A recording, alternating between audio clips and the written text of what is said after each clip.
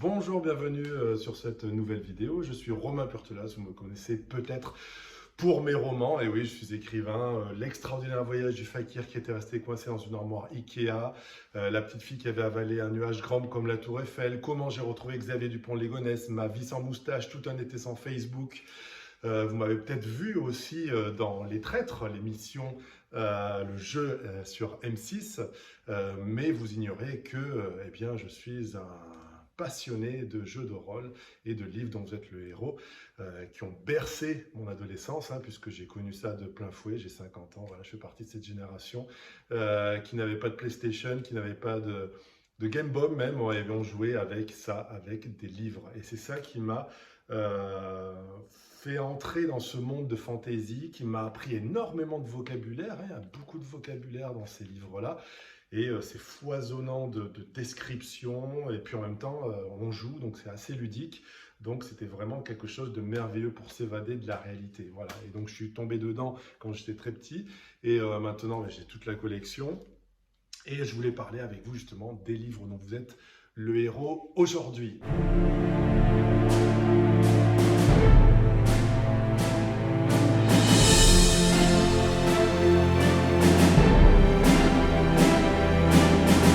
Alors, plusieurs petites choses. On va voir deux choses. On va voir les éditions. Comme vous pouvez voir, eh bien oui, je suis un grand amant de livres.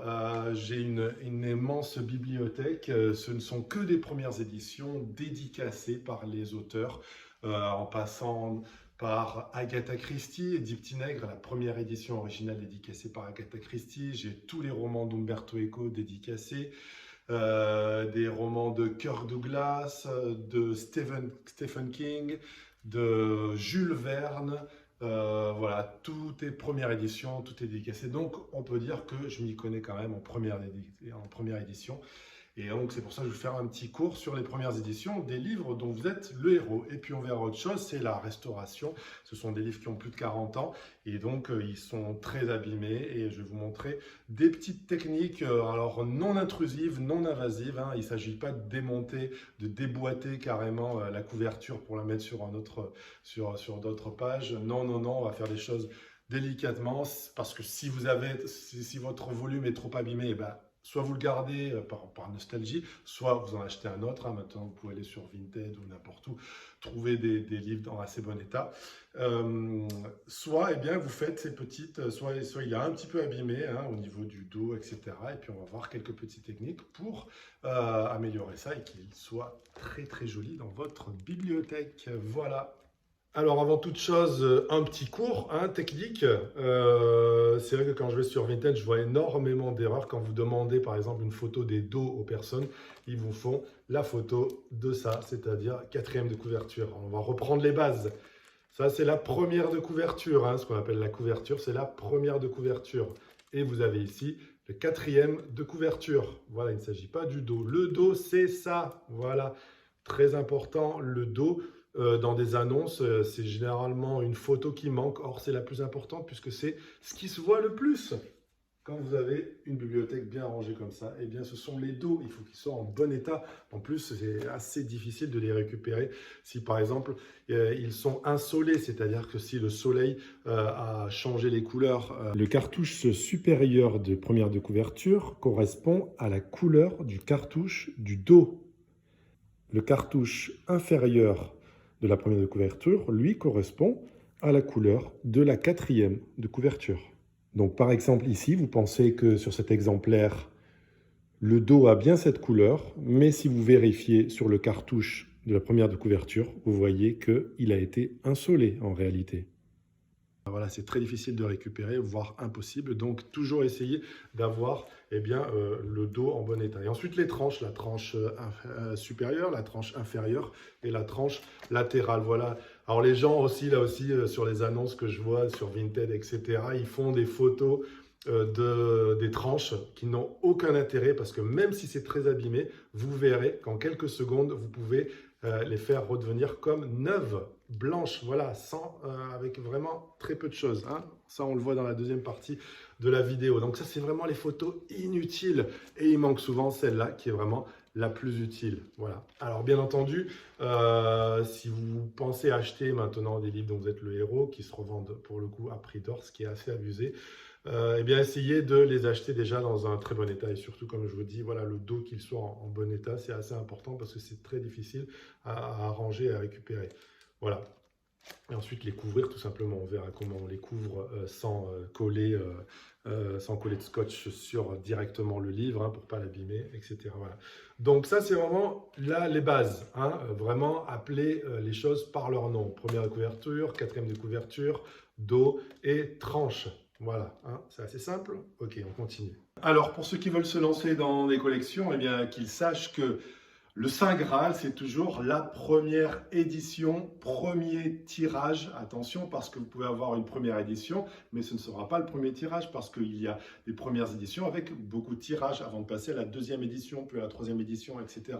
Donc, le plus, on va dire, ce qui a le plus de valeur, c'est la première édition, premier tirage, dédicacé. Voilà, il faut réunir ces trois conditions. Première édition, premier tirage, dédicacé. Voilà, comme par exemple ce volume de Christine, hein, de Stephen King, qui est la première édition, premier tirage et qui est dédicacé par Stephen King. Voilà. Ensuite, en dessous, eh bien, vous aurez la première édition, premier tirage non dédicacé, hein. On est déjà un cran en dessous, mais c'est déjà quelque chose d'assez important. Il y a par exemple des Harry Potter, hein, Harry Potter and the Philosopher's Stone, donc et la Chambre des Sorciers, première édition britannique, premier tirage, qui vaut des centaines de milliers d'euros, même sans être dédicacé. Donc oui, ça a énormément d'importance et de valeur. Et ensuite, en dessous, eh bien, vous aurez le reste, hein, on va dire, première édition, mais pas le premier tirage dédicacé, première édition, ou alors deuxième édition, premier tirage dédicacé, etc. Bon, voilà. Vous, si vous faites une collection, il faut vous concentrer sur le meilleur. Première édition, premier tirage dédicacé, voire première édition, premier tirage non dédicacé. Voilà. Dans les livres dont vous êtes le héros, c'est assez simple, en tout cas ce qui est l'édition originale française, parce qu'il faut savoir que l'édition originale première est britannique, hein. Ian Livingstone et Steve Jackson sont anglais, et donc les premières éditions sont anglaises. Beaucoup de gens parlent des V1 avec logo. Voilà, attention, hein, c'est un abus de langage. Les premiers livres en tout cas qui ont un logo ne sont pas des premières éditions, puisque les premières éditions étaient sans le logo. Ce devraient être les plus celles qui valent le plus d'argent et c'est les plus prisées, les plus recherchées. Or, c'est assez marrant parce que vous les voyez à l'abandon dans les sites de seconde main. Les gens se ruent sur les versions avec logo alors que c'est les versions sans logo qui sont les meilleures puisque ce sont les premières. Donc, les premiers livres, les 11 premiers livres, depuis Le Sorcier de la Montagne de Feu, La Citadelle du Chaos, etc. Voilà, ces 11 premiers livres-là, ce sont, sans le logo, ce sont vraiment les véritables premières éditions. Sauf, pardon, je suis allé un peu trop vite pour Le Sorcier de la Montagne de Feu. Le Sorcier de la Montagne de Feu est sorti avant cette collection sans logo, puisqu'à l'époque, il n'y avait pas de collection quand il est sorti, c'était le premier, donc la collection n'était pas née. Il est sorti dans cette édition Gallimard Folio Junior. C'est celle-là, la première édition, la vraie première édition, celle que vous devez chercher si vous êtes un collectionneur. C'est celle-là. Voilà, et si vous la trouvez en plus dédicacée par Steve Jackson et Ian Livingstone, alors là, c'est le pompon. Mais voilà, ça c'est la véritable première édition. Ensuite, vous avez eu celle-là, sans le logo, voilà, mais c'est en fait la deuxième édition. Et ensuite, vous avez eu celle-là, avec logo, c'est en fait la troisième édition. Ne pas oublier pour Le Sorcier de la Montagne de Feu, eh bien, cette édition-là qui était un cadeau de Time Life, la revue. Voilà, ce livre-là vous était offert, c'est un exemplaire qui était offert. Je ne le considère pas comme une édition, il n'a rien à faire dans les éditions normales, hein, c'était vraiment quelque chose d'à part. Voilà. Mais si vous voyez celui-là, sachez eh bien, que c'est, on va dire, entre la première et la deuxième édition du Sorcier de la Montagne de Feu. C'est la 1,5 édition. Voilà. Pour les livres après les 11 premiers titres, eh bien, il s'agit effectivement avec le logo des premières éditions françaises. Voilà, hein, ils ont ce format-là. Ce n'est surtout pas ce format-là ou celui-là, etc., qui sont des éditions postérieures.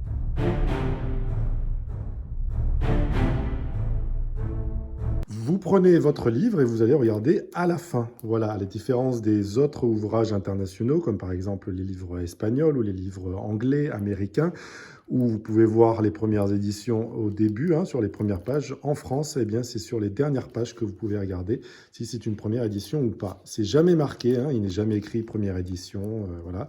Il va falloir connaître un petit peu la technique. C'est la technique du achevé d'imprimer et du dépôt légal. Il y a 2 dates. Donc ici, quand vous regardez ça, déjà, ce qui doit vous sauter aux yeux, c'est premier dépôt légal dans la même collection. Dès que vous voyez cette phrase-là, vous savez que vous n'avez pas une première édition, puisqu'il existe donc un premier dépôt légal dans la même collection. Vous comprenez? Donc il y a écrit ici le premier dépôt légal en septembre 84, et il suffit que je regarde l'achevé d'imprimer, c'est-à-dire quand ce livre-là, cet exemplaire-là en particulier, a été imprimé. Il a été imprimé le 12 août 1993. Donc vous voyez que c'est bien des années plus tard, hein, presque 10 ans, hein, ça fait 9 ans plus tard. Donc il ne s'agit pas de la première édition. Donc déjà, quand vous voyez cette ligne-là, premier dépôt légal dans la même collection, il ne s'agit pas d'une première édition. Voilà. Je vais vous montrer maintenant une première édition. Voilà, celui-là, hein, c'est de mon époque, hein, c'est l'un des miens que j'ai conservé et donc j'ai acheté dès qu'il sortait. Donc c'est effectivement une première édition. En quoi ça se voit? Eh bien que le dépôt légal, il n'y a pas écrit la phrase déjà premier dépôt légal, voilà. Le dépôt légal est d'août 1987 et vous pouvez voir qu'il a été imprimé en août 1987, ça correspond. En général, l'achevé d'imprimer est un mois antérieur au dépôt légal, voilà. Mais dans le cas des livres dont vous êtes le héros, il est en général, c'est la même date, hein, c'est le même mois, août 1987, ici, août 1987. Quelquefois, l'achevé d'imprimer et le dépôt légal ne sont pas sur la même page, comme par exemple ici, le labyrinthe du roi Minos, qui fait partie aussi de ma collection privée, donc qui est une première édition. Vous voyez le dépôt légal, août 1986, donc l'achevé d'imprimer doit être en août 86 ou avant, juillet 86. Et voilà, c'est le cas, ici vous l'avez, il a été imprimé le 12 août 1986. C'est donc bien une première édition. Vous voyez que l'achevé d'imprimer est sur cette page-là et le dépôt légal est sur cette page-là. Voilà, ils correspondent, c'est donc une première édition. Petit exercice pour vous sur cet exemplaire de La Cité des voleurs. Je regarde à la fin. Et je vois ça. D'après vous, est-ce qu'il s'agit d'une première édition ou d'une édition postérieure? Eh bien oui, il s'agit d'une édition postérieure. C'est même pas la peine de lire. Vous voyez ici la grande ligne, hein, premier dépôt légal dans la même collection. C'est donc, ce n'est pas une première édition. Septembre 1984. Et il a été imprimé le 19 mai 1989, c'est-à-dire 5 ans après. Voilà, ce n'est donc pas une première édition. Dernier petit exercice avec ces gouffres de la cruauté. Alors là, pour le coup, c'est assez marrant puisque le dépôt légal, il est imprimé directement sur le 4e de couverture et non pas sur une page. Donc, je vous montre ça. Dépôt légal, septembre 1988. Et ici, on a l'achevé d'imprimer, septembre 1988. C'est donc... Eh oui, bravo, c'est donc une première édition. Il fait partie aussi de ma collection d'adolescents et donc c'est bien une première édition. Dans cet exemple, il s'agit bien de la première édition du Sorcier de la Montagne de Feu, mais ce n'est pas le premier tirage, car l'achevé d'imprimer est postérieur au dépôt légal. Attention aussi, quand vous recherchez aussi, que vous commencez votre collection, il y a des livres qu'on appelle fan-made. Ce sont des livres qui ont été fabriqués, conçus par des fans.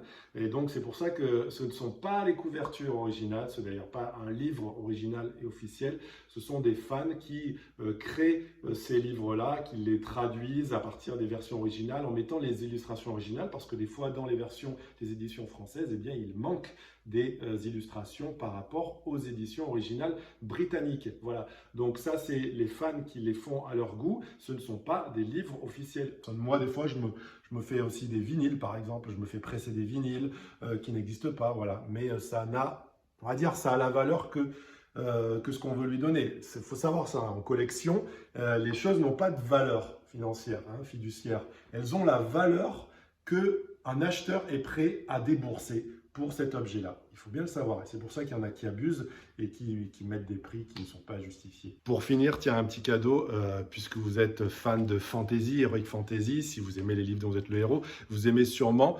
Tolkien, puisque c'est lui qui a influencé, qui a inspiré Steve Jackson et Ian Livingstone quand ils ont créé, en plus de Dungeons and Dragons, quand ils ont créé leur livre dont vous êtes le héros. Donc, pour que vous le sachiez, voici la première édition française du Seigneur des Anneaux. Voilà, premier volume, deuxième volume, troisième volume. C'est assez, oui, je confirme, c'est assez laid. Hein. On dirait des cahiers de texte d'école. Il n'y a rien de passionnant, il n'y a pas d'image, il n'y a pas d'illustration, de jolies illustrations comme on a l'habitude, voilà. Mais c'est vraiment la première édition originale qui est sortie en France. À l'époque, on ne connaissait pas le monde de l'heroic fantasy, donc c'est pour ça que ces livres sont assez sobres. Mais en tout cas, pour les collectionneurs, voilà, ces livres-là, c'est quand même le Graal de l'édition française de Tolkien. Ils sont jolis. Il faut savoir que pour nous, collectionneurs, eh bien, même les livres les plus moches sont jolis quand il s'agit de première édition. Il faut savoir que la première édition, c'est un témoignage du passé. C'est la première fois que le livre est sorti, a été publié, et c'est pour ça qu'il a une histoire incroyable, et que même si il n'est pas très joli, eh bien, il a une valeur incontestée. Et voilà, donc c'était pour que vous sachiez. Hein, si jamais vous voyez un jour dans une librairie de seconde main, un bouquiniste, voilà, ces livres-là comme ça, eh bien, achetez-les directement. Hein, c'est la première édition. Passons maintenant à l'atelier pour voir comment on peut restaurer vos livres d'enfance. Alors le matériel, il va nous falloir bien du papier pour recouvrir le livre avec une paire de ciseaux et du scotch. Il va nous falloir également du papier de verre, voilà, de différents grains. Et puis un chiffon humide et un chiffon sec. Et une boîte de pastels, voilà, de toutes les couleurs, toutes les nuances. Alors la première étape de la restauration, c'est quand même le nettoyage, une étape obligatoire, vraiment, parce qu'on a transpiré sur ces livres, on s'est beaucoup amusé avec, et donc ils sont un peu jaunis. Quelquefois, le jaune n'est pas forcément de la trace du temps, mais juste de la sueur, de la saleté même. Donc voilà, on prend un torchon, un petit chiffon avec de l'eau, et puis on va commencer à nettoyer assez profondément la couverture, voilà, tous les côtés de la couverture, la première de couverture, quatrième de couverture et le dos. Et on va déjà noter bien une petite différence, hein, avec l'état du livre d'avant. Alors moi je garde toujours les prix, hein, parce que c'était en francs, c'est des souvenirs, c'est vraiment la nostalgie. Et c'est une jolie trace du temps, et je garde toujours les prix, je n'enlève pas les prix de mes livres. Voilà. Une fois que vous avez bien nettoyé, comme ça, les trois côtés, et bien vous essuyez avec un chiffon propre et sec.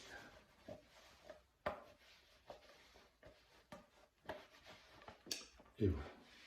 Donc, on va prendre un livre qui est quand même assez usé au niveau de la tranche, là, vous voyez, hein, il a des taches de rousseur, il est un petit peu jaune, hein, par rapport à ce côté-là qui est beaucoup plus blanc. Donc, nous avons le choix de prendre plusieurs types de papier de verre. Voilà. Moi, j'utilise toujours un qui est quand même assez léger, pour pas trop gratter et creuser dans le livre. Donc voilà, vous prenez la tranche et le papier, et puis on va commencer à frotter. Je vais faire juste la moitié, comme ça vous pouvez voir la différence.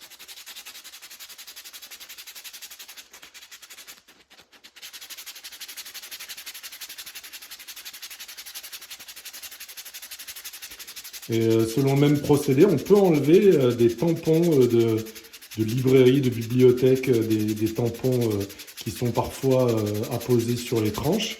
On l'enlève comme de cette manière, voilà, sans altérer le livre.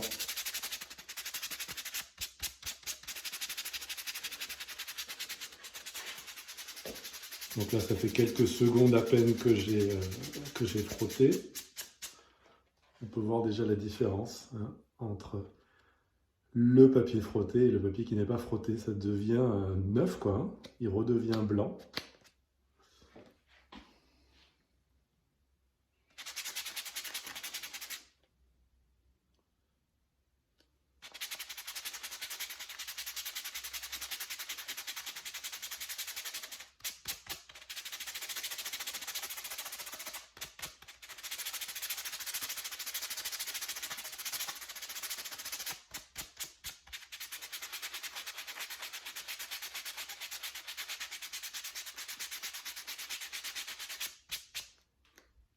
Voilà, on voit vraiment que ça marche très très bien. Il suffit de continuer, voilà, pour faire tous les côtés. Là, on peut voir qu'il y a des traces de griffure, hein, ici, donc un peu plus blanche que la couverture. On va prendre un ton dans nos pastels qui correspondent à la couleur dominante de la couverture. Ici, ce serait un mauve ou un rose, hein. On va prendre un peu un mauve, voilà, ici. Alors, voilà. On le frotte un petit peu, hein, sur du papier, et en fait, c'est avec notre doigt qu'on va positionner dessus, et on va le passer sur la griffure. Donc, voilà. Et vous pouvez voir qu'elle disparaît immédiatement. Vous voyez, là, il y avait la griffure, et là, il y a la griffure, et là, elle y était, mais on ne la voit plus. Je vais vous montrer, on applique, et voilà. Miracle magie, voilà, pour tout ce qui est un petit peu griffure ou lorsque l'illustration a été rongée, eh bien vous pouvez appliquer du pastel comme ça dans la griffure, dans le creux. Voilà.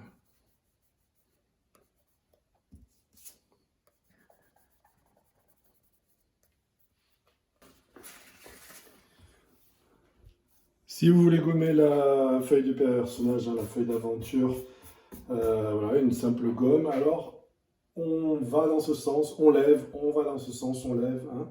Voilà, parce que si vous faites comme ça, eh bien vous allez plier, arracher, hein, voire arracher la page. Voilà, et ça on ne veut pas. Donc je pousse, je monte et je redescends. Voilà, toujours dans un sens. Je gomme toujours dans un sens. Et là, tout part et vous n'altérez pas la page. Et voilà. Quelquefois, on a ce genre, vous voyez, de frottement ici, hein. On peut voir que le blanc est parti. Bon, ben, il suffit de prendre un petit pastel blanc et de frotter délicatement dessus.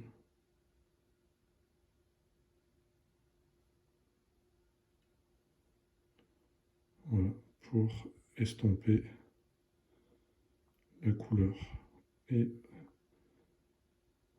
rendre le livre un peu plus blanc. Vous voyez, surtout dans les coins ici. En général, il y a le blanc qui part.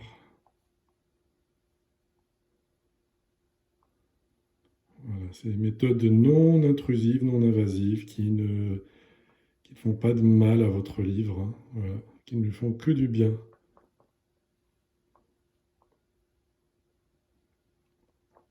Ensuite, de toute façon, vous allez le recouvrir. Donc, vous ne le toucherez plus. Voilà. Ici, on peut voir une marque de pli, hein, blanche, hein, on se voit bien sur le fond marron moutarde. Là. Donc, on prend un pastel de la même couleur que mes chaussures d'ailleurs, que la couverture. Hein, voilà. On écrase la poudre comme ça, on passe le doigt dessus. Ok, et là, on va passer sur le pli. Et vous voyez, ça estompe quand même pas mal. Alors, ça n'enlève pas le pli, ça c'est sûr. Mais ça estompe la couleur blanche qui fait que ça se voit beaucoup plus, quoi. Là, au moins, ça se voit moins.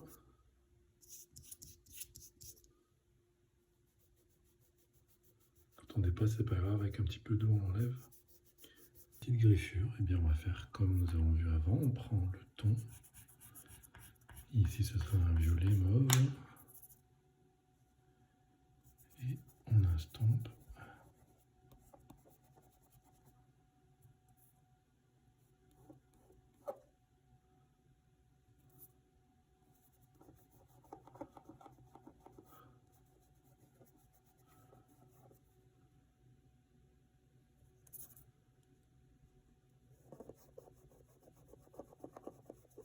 On peut dépasser ici, on va nettoyer. On applique directement le pastel.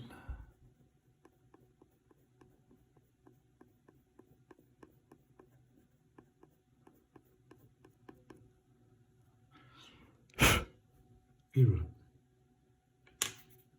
Comme on l'a vu auparavant, on va limer les trois côtés de page pour les rendre un peu plus blancs, rendre leur éclat du passé.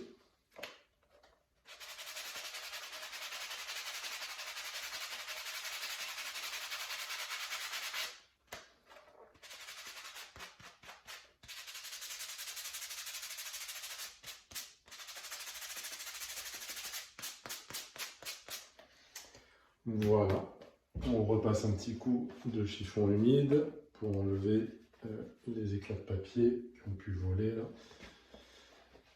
Et ensuite, la troisième étape, eh bien, ça va être recouvrir le livre. On prend le papier voilà, pour couvrir les livres, on met le livre dans cette position-là, et puis on va découper ici, au-dessus, on va en 2 cm au-dessus. On va retourner, comme ça, pour que là aussi ça dépasse d'environ 3 cm, et pareil, on coupe l'excédent. J'ai au préalable coupé 4 petits morceaux de scotch. Voilà. Donc là, je replie par-dessus la couverture et je replie ici de biais et je coupe de biais. Donc, une petite entaille ici en bas et je replie à l'intérieur du livre. Voilà, tout en baissant comme ça. Et j'applique le scotch. On fait pareil pour l'autre côté. Je coupe de biais, j'entaille, je replie à l'intérieur, je descends la couverture et je scotche. Et voilà, on a déjà notre couverture de fin. On retourne le livre, on recommence, on plie les points, on coupe en biais. On entaille, on replie à l'intérieur. Ça nous permet de couvrir le livre d'une façon non intrusive, non invasive, puisqu'on ne va pas du tout toucher le livre. On ne va pas coller, surtout pas de scotch qui touche le livre. Ça, c'est pas possible. Si vous voulez l'enlever ensuite, vous arrachez la page, quoi. Donc voilà, on fait quelque chose qu'on peut enlever très facilement sans altérer le livre. Ensuite, on coupe l'excédent de chaque côté. Voilà, en haut, en bas. Vous appuyez comme ça, et voilà, votre livre est protégé. Tout beau, tout brillant, satiné. Ça fait le plus bel effet, le dos sur l'étagère. Et voilà. Voilà, j'espère que cette émission spéciale livre dont vous êtes le héros vous a plu, que vous avez appris quelques notions sur les premières éditions, mais pas que sur les livres dont vous êtes le héros, sur les autres premières éditions. On reviendra sur des vidéos un petit peu plus spécifiques et que vous savez maintenant aussi comment restaurer à un minimum vos livres d'enfance pour qu'ils soient plus jolis sur les étagères et conserver ce souvenir intact. Merci à vous et à très vite pour de nouvelles vidéos.